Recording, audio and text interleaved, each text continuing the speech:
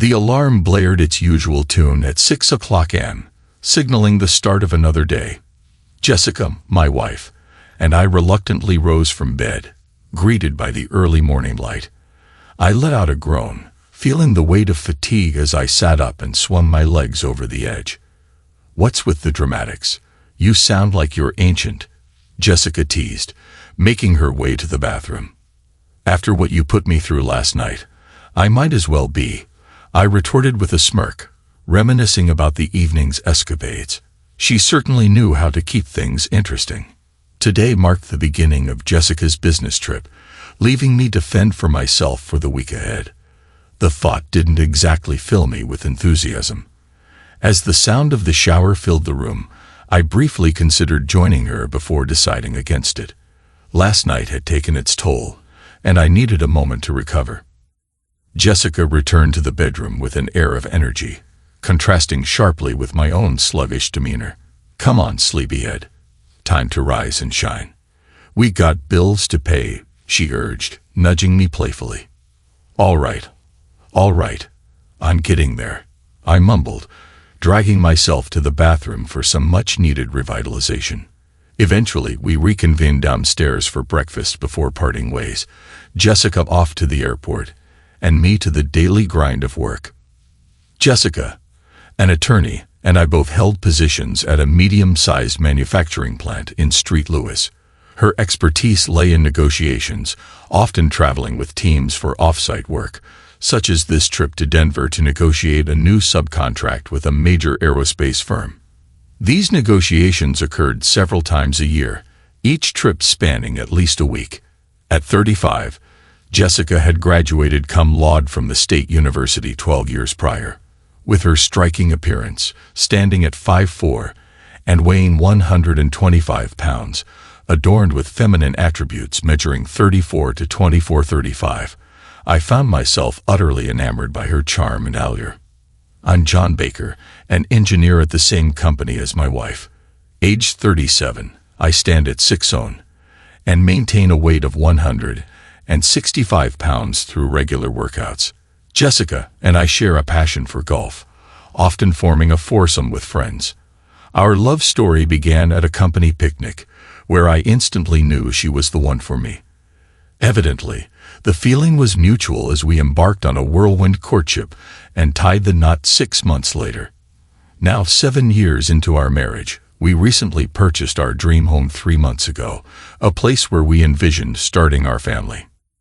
Jessica planned to transition into a role as a stay-at-home mom once our children reached school age. With both sets of parents residing nearby, the anticipation of starting a family was palpable. Jessica intended to discontinue her birth control pills upon returning from this trip, as we eagerly awaited the next chapter of our lives together. After breakfast, I helped Jessica load her travel bag into her car and bid her farewell with a kiss. Tears welled in her eyes as she settled into the driver's seat. "Hopefully, I won't have to endure these goodbyes much longer, sweetheart. I long for the day when I won't have to travel," she lamented. "I hate these goodbyes just as much as you do, honey," I reassured her. "I'll see you on Friday evening, and we'll keep it simple with takeout so you can rest." "Sounds good. Bye," she replied before driving off. I stood in the driveway, waving until her car disappeared from view, then trudged back into the house to finish my morning routine before heading to the office. Upon arrival at work, I made my way to the engineering department, grabbing a cup of coffee from the break room before settling in at my desk. Barely had I sat down when my phone rang. "Baker," I answered. "John, could you step into my office for a moment?" came the voice on the other end. "Sure, Hubert. I'll be right there," I replied, grabbing my coffee and making my way to my boss's office. As I entered, he gestured for me to take a seat. "John, I've got something that might interest you. Since Jessica's away this week, I remembered you mentioning it last Friday. Gerald Carter, our field service engineer in California, is out sick and unable to handle a problem a customer in San Jose is facing with one of our models. Given your extensive experience with that particular model, would you be interested in heading out to San Jose to check it out?" "Well, there's not much going on here right now, And you're right. I'm flying solo this week. So when do you need me out there? Right away. Let Lucy handle your reservations and tickets, and you can give the customer a call to let them know you're on your way and to gather more details about the issue. Sounds like a plan. I'll get on it immediately. Suddenly, I felt a surge of enthusiasm. I'll head home, pack up, catch a flight out this afternoon, and be at the customer's location by tomorrow morning. Great, safe travels, Hubert replied, signaling the end of our conversation. I made a quick stop at Lucy's desk, briefing her on the flights and reservations I needed before heading to my own desk to call the customer and clarify their issue. With that done, I eagerly left for home to pack. A grin crept across my face as I drove, a plan forming in my mind. If I wrapped things up swiftly, I could surprise Jessica with a detour to Denver on my way back. The thought of spending a couple of unexpected days with her in Denver only fueled my excitement. At the airport, while waiting for my flight, I tried calling Jessica's cell phone, but she didn't answer. I left her a voicemail, informing her that I'd be staying with my folks for a couple of days and to reach me at my cell in the evenings. Everything proceeded smoothly. By Tuesday afternoon, I had resolved the customer's issue and had their equipment up and running satisfactorily. Afterward, I swiftly arranged a flight to Denver, scheduled to land at 9 p.m. Mountain Time. Checking out of my San Jose hotel, I made my way to San Francisco Airport, where I enjoyed dinner before my flight. During dinner, Jessica called my cell, and we exchanged a brief conversation. She inquired about my folks, and I responded as though I were with them. Jessica mentioned that negotiations were progressing but expressed her fatigue, planning to spend a quiet evening in her hotel room. After exchanging expressions of love, we bid farewell. Boarding my flight after dinner, I arrived at Jessica's suite hotel around 9:45 p.m. After confirming my identity, the hotel staff provided me with a key card for her suite. Entering her room quietly, I noticed a lamp illuminated over the computer table, with her laptop closed. However, Jessica was nowhere to be found. Perplexed, I set down my suitcase and checked the bedroom and bathroom, both of which were empty. I shrugged off the initial confusion, assuming Jessica hadn't returned to her room yet. I debated whether to wait or to check the lounge for her whereabouts. However, my attention was drawn to the slightly ajoined door of the adjoining room. Approaching cautiously, the door swung open silently. Peering into the living room of the adjacent suite, I found it empty. Intrigued, I stepped inside, only to be startled by a sudden groan emanating from the bedroom. My stomach churned, and a cold sweat broke out as I tiptoed toward the bedroom door. My breath caught in my throat as I beheld the scene before me in the dimly lit room. There stood Jessica, completely nude, while an unidentified man lay on the bed, his face obscured from view. My initial instinct was to storm in and confront Jessica, to unleash my fury upon the man lying on the bed. Yet rationality prevailed over the surge of emotions, and I slowly retreated from the door, returning to Jessica's suite.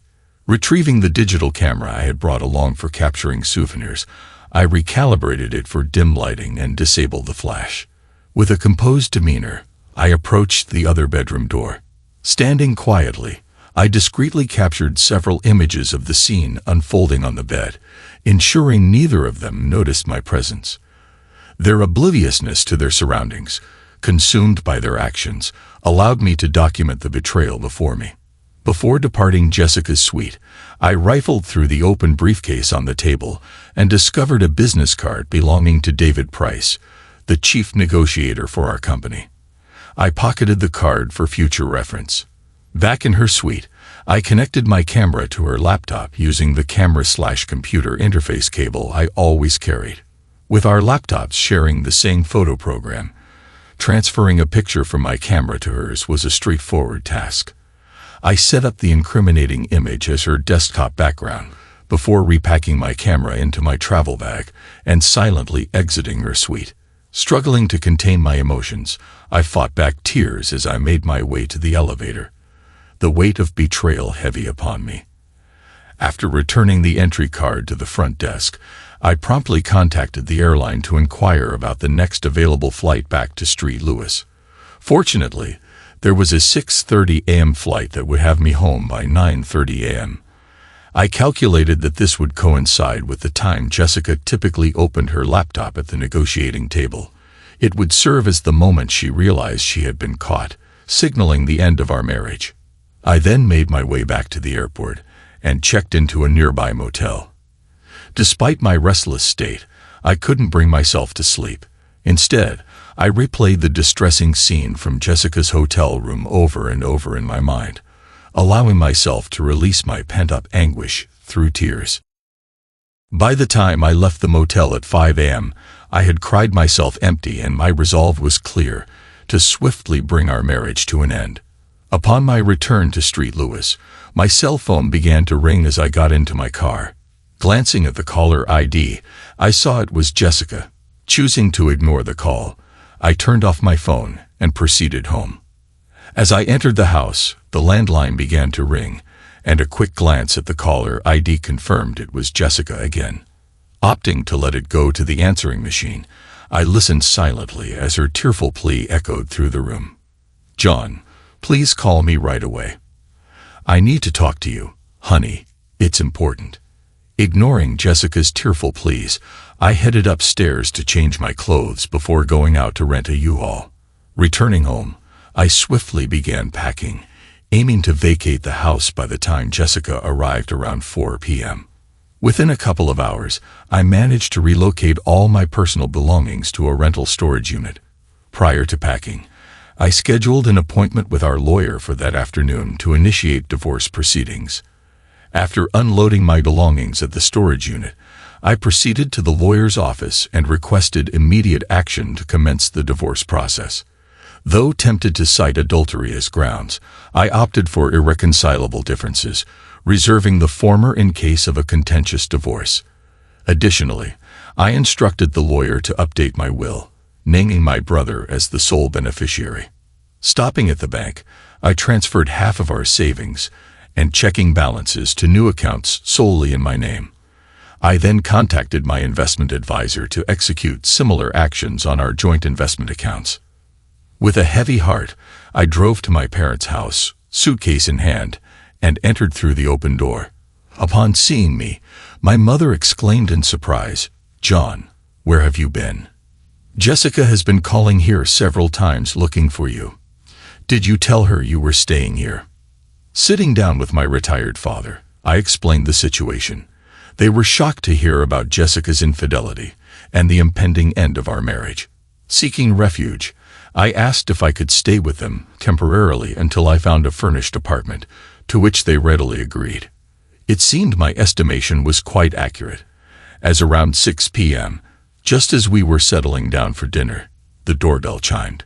My father rose to answer it, returning moments later with a visibly distressed Jessica trailing behind him. "John, why haven't you been answering my calls? I needed to talk to you. You've moved all your belongings out of the house," she exclaimed, her voice trembling. "I would think the message I left you on your desktop would have provided all the information you needed," I replied calmly. "Oh God, I was so afraid it was you. Can we please go somewhere and talk, sweetheart?" Jessica pleaded. "Jessica, I'm no longer your sweetheart, and there's nothing left for us to discuss. I've already initiated divorce proceedings, and anything that needs to be communicated can be handled through our lawyers. What I witnessed in Denver has shattered any feelings I had for you, and I need you to leave so I can finish my dinner," I stated firmly. "Please, John, don't do this without talking to me," she implored desperately. "What could you possibly say to justify your infidelity? It certainly wasn't an act of violence like the one I witnessed and have evidence of," I retorted, my tone unwavering. "You better call your lover, David, and inform him that I'll be dealing with him tomorrow. Perhaps his wife will have a different perspective on the matter than I do." "Oh God, can't we talk? Please, John," Jessica pleaded, her voice trembling. "Please go, Jessica. My dinner is getting cold," I replied firmly. "But I'll offer you this. Why don't you take some time to write me a nice, long letter explaining how you rationalized breaking your wedding vows?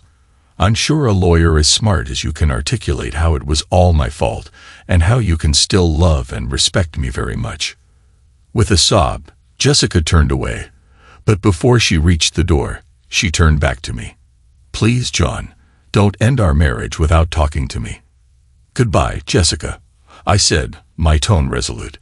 After she left still in tears, my parents remained seated, stunned by the exchange. "That was awfully harsh, John," my mother remarked. "Mom, do you want to see the pictures I have of her and her lover?" "That's what's harsh," I replied bluntly. "She completely disrespected me, and I can't live with that, nor can I ever trust her again." "I understand, son," my father finally spoke up. "Maybe if things calm down a little, you might see things differently." "I don't think so, Dad." "Let's talk about something else so I can finish my meal," I said, eager to change the subject. "Okay, son," my father agreed reluctantly. As I left home that Monday morning, a pang of sadness washed over me at the thought of leaving John behind. However, I couldn't help but feel excited about the prospect of starting a family together once I returned. We had waited patiently, ensuring that we were financially and professionally prepared to embark on this new chapter of our lives. Now, everything seemed to be falling into place. The journey to Denver passed without incident. I found myself seated beside David Price, our chief negotiator, with whom I shared a comfortable rapport. We briefly discussed the upcoming negotiations before delving into more personal topics, such as our families. David was aware of my plans to quit work upon becoming pregnant, and he expressed his sentiments about missing me once I took on the role of a full-time mother. At 48, and married for 2 decades with children in high school, David and I had formed a strong negotiating team long before my marriage. Our camaraderie was evident, and we were accustomed to each other's company.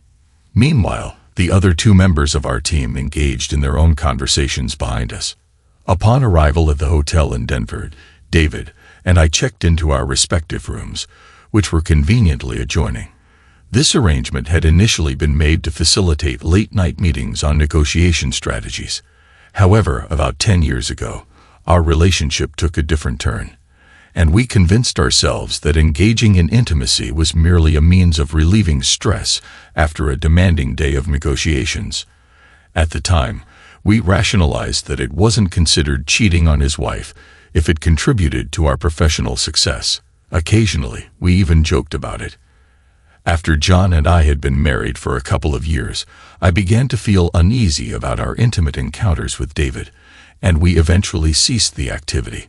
However, during a particularly stressful negotiation, David suggested revisiting our arrangement to alleviate tension. Reluctantly, I agreed, and before I knew it, I found myself drawn back into the affair.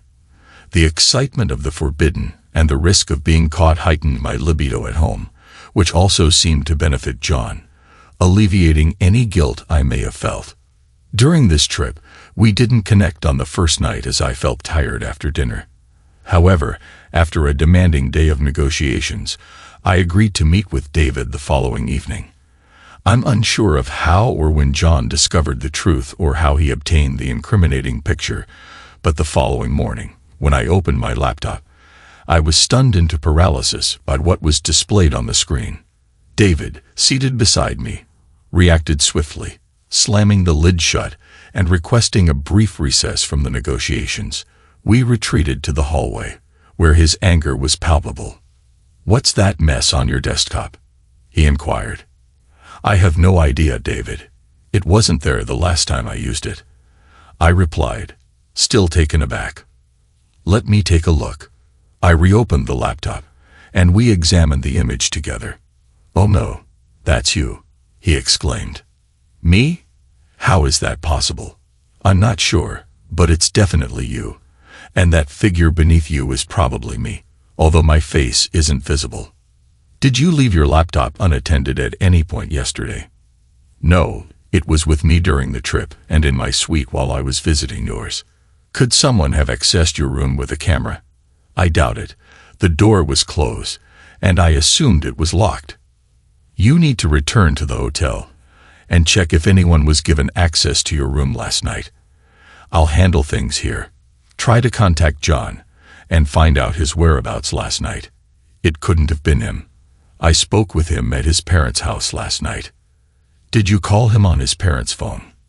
No, he requested that I call his cell phone. Oh, that's concerning. He could have been anywhere when you talked to him. Call me on my cell if you discover anything. Do whatever you can to mitigate this situation. Take a cab back to the hotel.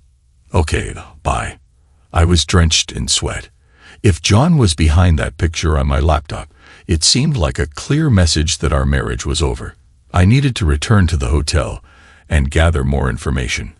The receptionist hailed a cab for me, and within 15 minutes, I was back at the hotel. I headed straight to the front desk to inquire if anyone had accessed my suite. After checking the computer records, the clerk informed me that a Mr. John Baker had been issued a card at 9:45 the previous evening, which was returned half an hour later. It was then that the sinking realization hit me. My marriage was likely at its end. The man I cherished more than anything had vanished, but I resolved to fight to win him back.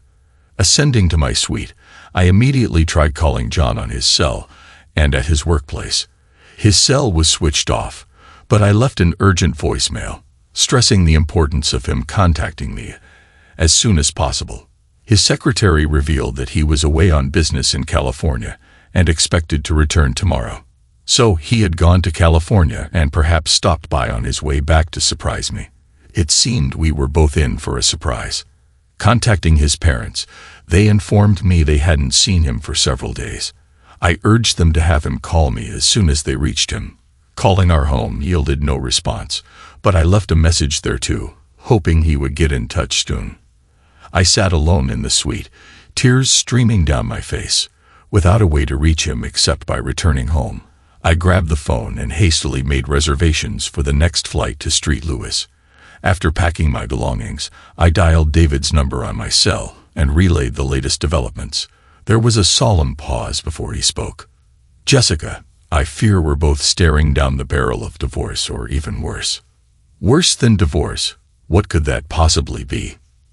Our company strictly prohibits relationships between employees at the managerial level. If this gets out, we could both be looking at termination. It wouldn't bode well for our careers.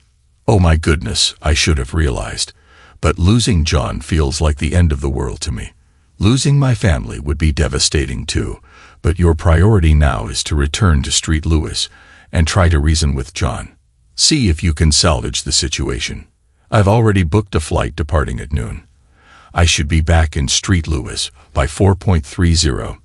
I need to find him and have a conversation. I'll keep you posted on how it unfolds. I'll have to remain here until the negotiations are concluded. I'll be eagerly awaiting your update. With our farewells exchange, we hung up.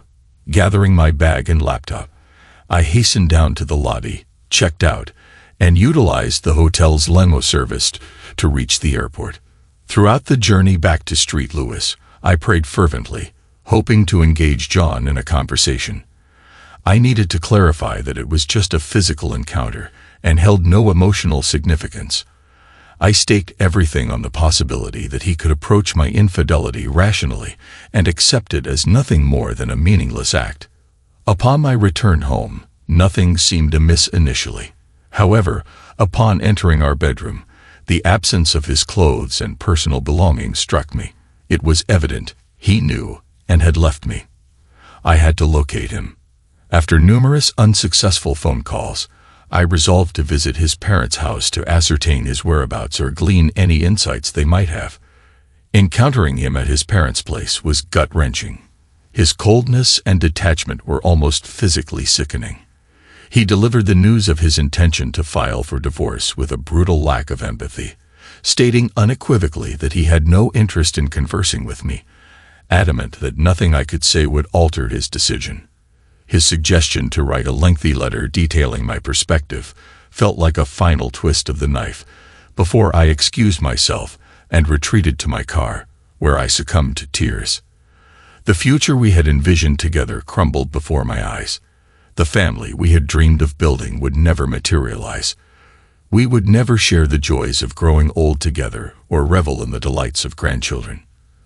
Amidst my personal despair, a selfish fear gnawed at me, the prospect that by the time I found another partner, I might be too old to conceive. Eventually, I mustered the strength to start the car and drive back to our now desolate home, engulfed by a profound sense of loss and uncertainty. John. After a fitful night filled with unsettling visions of Jessica and David intertwined, I rose early and made my way downstairs in my parents' home to brew some coffee. With a heavy heart, I retrieved my laptop and camera, determined to sift through the images stored in the camera. My mind fixated on the need to identify David in those pictures somehow. As I scrolled through the images, David's face remained frustratingly indistinct. However, my perseverance paid off when I noticed a detail on his right arm as it reached towards Jessica's chest.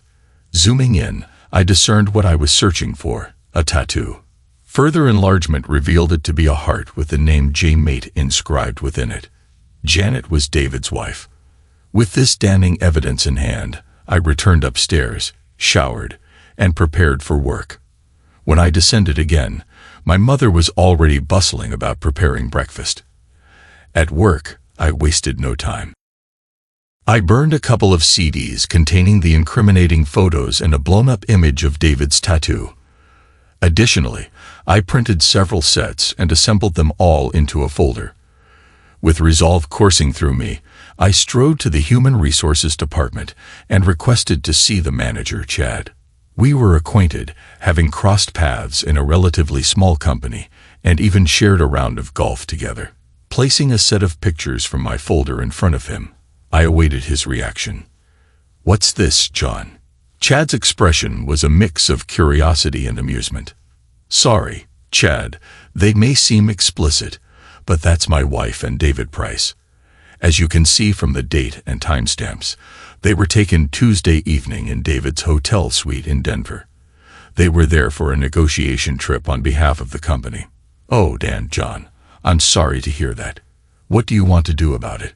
"You can terminate both of them for cause under the anti-fraternization clause in their contracts with the company. We've never enforced that before. Are you certain you want receipt? It'll expose this affair to everyone." "And does this mean you're pursuing a divorce from Jessica?" "I've already instructed my lawyer to start drafting the papers, but if you choose not to act on this, I'll have no choice but to take legal action against the company." "Okay, John, I'll bring this to our legal department and initiate the process." Afterward, I went to speak with my boss, Hubert, to update him on the tumult in my personal life. He reacted appropriately, expressing shock and concern at the revelation regarding my wife and David Price. When I requested the remainder of the week off as vacation time, he readily granted it. Before parting ways, he commended me for a job well done during my trip to California. He relayed positive feedback from the customer, praising my swift resolution of their issue and the prompt restoration of their production line. Additionally, he floated the idea of me taking over the California territory, as the current field engineer was retiring due to health reasons. I promised to give it consideration and provide him with my decision upon my return to work the following week. As I exited Hubert's office, his secretary, Lucy, intercepted me. "John, your wife was here looking for you. She mentioned she would return later." "Lucy, under no circumstances do I want to see my wife. Please convey this to her when she returns." "Oh, John, I'm so sorry. I had no idea there was an issue." "There's a big problem, Lucy. We're getting divorced. She and David Price have been doing the horizontal tango." I anticipated that word would spread throughout the plant by noon. Lucy had a penchant for gossip. Returning to my desk, I dialed Janet Price, David's wife. Although we had crossed paths at company picnics, I knew that my revelations about our spouses could weigh heavily on her. "Janet, it's John Baker." "How are you, John? David mentioned you might be getting in touch, but he didn't say why." "Janet, we need to talk as soon as possible." "Of course, John. Can you come over now?" I have a hair appointment at 1 o'clock this afternoon, but I'm free at the moment. Do you still reside on Fremont? Yes, that's right. All right, I know where you live. I'll be there in 15 minutes. Arriving at the prices, a sense of apprehension washed over me as I contemplated the task ahead. I knew I couldn't let David evade the consequences, leaving Jessica to bear the brunt alone. Hey John, come on in. Would you like some coffee? I just brewed a fresh pot, Janet offered, gesturing towards the living room. That would be great, Janet. Just black, please. Returning shortly with the coffee, she settled into a chair opposite me. Now, what's all this about? She inquired. I briefly entertained the idea of delivering the news gently, but ultimately opted for a direct approach, eager to get it over with. Janet, I have to tell you something difficult. I caught your husband and my wife together in Denver, and I'm in the process of divorcing Jessica and having them both terminated from their jobs. I hate to be the bearer of such news, but it's going to become public knowledge soon, and I wanted to prepare you. I have photographic evidence to support what I'm saying, if you want to see. I observed her closely, trying to gauge her reaction, but was taken aback by her lack of visible emotion. John, I suppose I've had my suspicions about David's behavior during his business trips for some time now, although I always hoped they weren't true. David has always been a loving husband and father, and I didn't want to confront the possibility. But I realized that eventually something would come to light, exposing their affair. I suppose this is it. I'm truly sorry for what you're going through with your marriage, and from my own perspective, I'm sorry for the potential consequences for David. He's reaching an age where finding another job with comparable pay could prove challenging. Now I have to figure out what to do next. Would you like a set of the photographs I have? I offered. Yes, please leave them. I'll gather the courage to look at them, Janet replied quietly. I'm truly sorry, Janet. I couldn't let this slide. Jessica and I were on the brink of starting a family. But I can't build a future with someone I can't trust or respect. The mother of our children needs both of those qualities, I explained, my voice heavy with sorrow. I understand, John. Thank you for being honest with me. I wouldn't want to hear about it from anyone else first. And let me reiterate how sorry I am about what you're going through with Jessica. I'm sure she's just as devastated and regretful as David will be when he discovers that I'm aware of his affair. I only wish it were a one-time mistake. It would be easier to forgive. But I fear it's been ongoing for years, and that's a bitter pill to swallow now that it's out in the open, Janet expressed, her voice tinged with a mixture of sadness and resolve. If there's anything I can do to help, please don't hesitate to let me know. I offered sincerely as I prepared to leave and make my way back to my parents' house. Epilogue. It's been half a year since I initiated the divorce proceedings. This morning, I received the finalized agreement, officially ending my marriage to Jessica. I hadn't spoken to her or laid eyes on her since the day she visited my parents' house. My lawyer handled everything. In the settlement, I relinquished the heavily mortgaged house along with its finance, furniture, and furnishings to sever all ties with her. Additionally, I had my name removed from the mortgage, leaving her solely responsible for the payments. Without a steady income, she had no choice but to put the house up for sale, ultimately taking the significant financial hit in the process. Initially, she attempted to contest the divorce, but I issued an ultimatum. Either sign the papers within 48 hours, or I would amend the grounds for divorce to adultery and release the incriminating pictures of her and David online. Under pressure, she acquiesced within the stipulated time frame, and that's why I'm a free man today. It seems she decided that she didn't want me badly enough after all. Although she lost her job as a consequence, Jessica, being a shrewd lawyer and negotiator, managed to secure a new position within a month. It may not offer the same salary or benefits as her previous role, but I hear she's managing to get by and has even started dating again. Best of luck to her new boyfriend, whoever he may be. I can't help but wonder if she's disclosed the details of our divorce and the reasons behind it to him. Perhaps I should enlighten him myself. Janet divorced David and left him financially drained. Despite being terminated from his job, he managed to find new employment. However, his current salary makes it challenging for him to meet his alimony and child support obligations. As for me, I've settled in Santa Maria, a serene coastal town halfway between the Bay Area and Los Angeles. This location offers me convenient access to both the northern and southern parts of the state. I made the move about 4 months ago and now reside in an apartment complex filled with singles and young couples, many of whom are saving up for a home down payment. Housing prices in this area are steep, making entry into the market quite costly. I've also found companionship with a woman in the same complex. Like me, she's divorced, but we found comfort and compatibility in each other's company. We're taking things one step at a time, exploring the possibility of a future together. Given my frequent travel schedule, trust is paramount in any potential relationship, especially if we're considering starting a family. The ticking of biological clocks serves as a reminder that time waits for no one, prompting me to consider making a move sooner rather than later.